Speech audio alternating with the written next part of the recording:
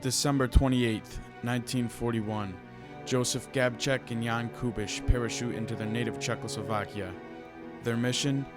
Kill one of the most powerful men in Europe, Hitler's brutal henchman, Reinhard Heydrich.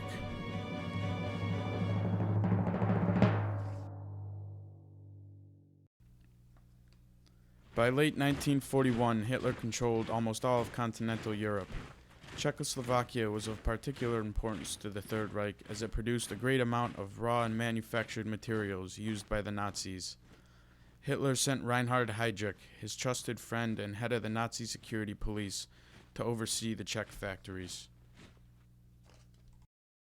Whenever there'd be a shortage or a sabotage in any one of the factories throughout Czechoslovakia, word would get to him, of course, and he would be told, and he would go to any square where people were walking around, round them up, and either hang them or shoot them.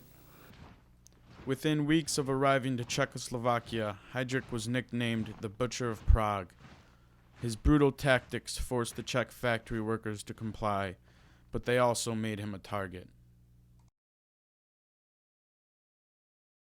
Meanwhile, the Czech government, led by President Edvard Beneš and 3,000 members of the Czech army, were exiled in London. Beneš and his staff were constantly looking for a way to prove Czechoslovakia's allegiance to the Allied powers, and they saw a golden opportunity in killing Heydrich.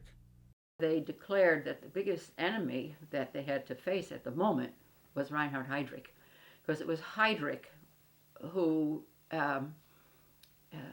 came up with the term final solution and how to economically and expeditiously do away with the Jewish population in every country. And so they said, and they knew that he was being primed as the Aryan because of his height and blonde and blue eyes, even though it was discovered that he had a Jewish grandmother back there. But anyway, he was too valuable in the horror story, I guess. So they said Heydrich has to go. Members of the British Special Operations Executive and Captain Jaroslav Sustar of Czech military intelligence were responsible for choosing and preparing agents for the assassination. After extensive interviews, background checks, and investigation, Joseph Gabček and Jan Kubiš, members of the Czech army, were chosen to carry out the mission. And so it was, the plan was conceived, and Yarrow was the main one who prepared these young fellows, Kubiš and Gabček, to assassinate Reinhard Heydrich. And as part of it, Yarrow showed me a Sten gun, and he determined that it was wisest to have it broken into 3 parts so that it could break down and be put in a small satchel, he called it, so as not to draw attention.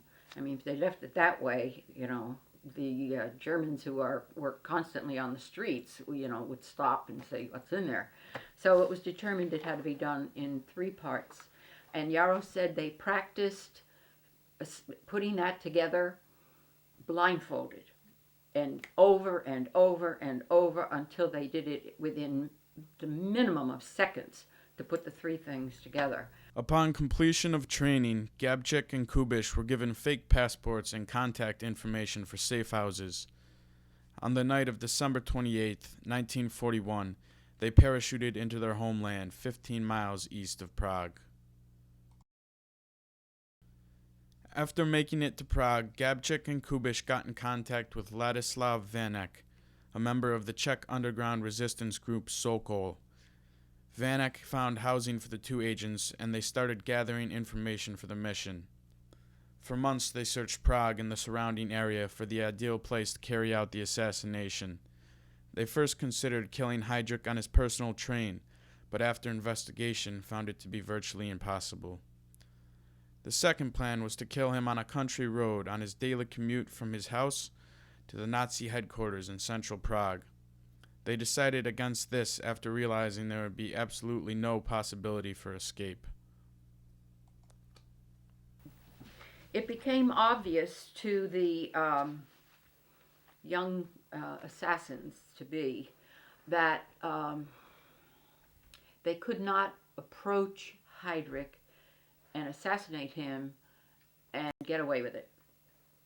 There was no place where it was safe for them to be a sniper. Finally, they came to the realization that they were adamant that they were going to complete their mission. They didn't doubt that it would be not done, but they began to realize that their lives might be the cost of it, and they decided to accept that. Finally, after receiving an anonymous tip, Gabček and Kubiš found a spot to carry out the assassination. It was a sharp curve in the road that Heydrich used for his daily commute. Gabček planned to wait for the car to slow down as it rounded the curve and then jump out and shoot Heydrich with an automatic Sten gun. Kubiš was to stand a few meters behind him, armed with 2 hand grenades that were modified to explode on impact. Finally, Operation Anthropoid was coming together. The morning of May 27th, 1942, the men assumed their positions on the curve and waited. It was just before 9 a.m. An hour passed and there was no sign of Heydrich. Both agents were beginning to wonder if the Gestapo had caught wind of their mission. Then finally, at 10:15, Heydrich's green convertible came into view. As the car slowed down to take the curve, Gabček jumped into the road, aimed directly at Heydrich, and pulled the trigger on his Sten gun. Nothing happened. The gun had jammed,